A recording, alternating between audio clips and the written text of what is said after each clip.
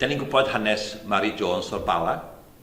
Thomas Charles oedd y gŵr na sicrhau bod Mary Jones yn cael Beibl at Thomas Charles at Mary Jones i gael Beibl.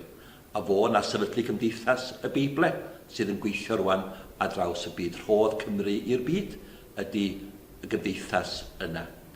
O Thomas Charles yn cloriannu ac yn edrych ar fywyd Pantycelyn, yn gwybod am lot o emynwyr. Mae Thomas Charles yn dweud hyn am emynau Pantycelyn. A mae rhai penillion yn ei emynau fel marwor tanllyd yn poethi ac yn tanio yr holl nwydau wrth ei canu.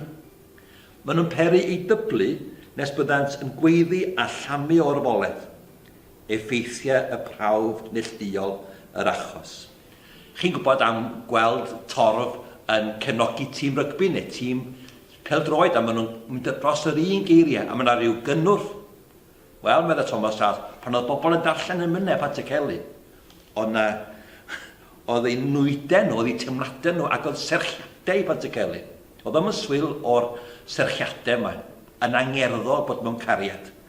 A mae o'n dweud, a pwrpas canu, ydy Pantycelyn wan yn dweud, cyffroi teimlad o ddiw, bywio cael ysbryd y darllenydd, helaethu dychymyg, a dysgifio i'w deall bethau newyddion.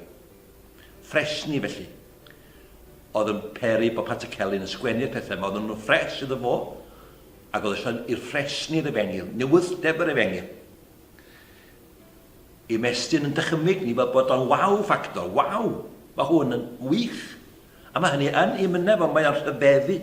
Mae'n dweud o holl bethau'r byd.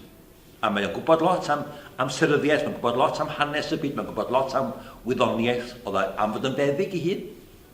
Ond mae'n dweud mae bob dim mewn cysgod i gymharu ar goleuni sydd i gael gan Iesu Grist.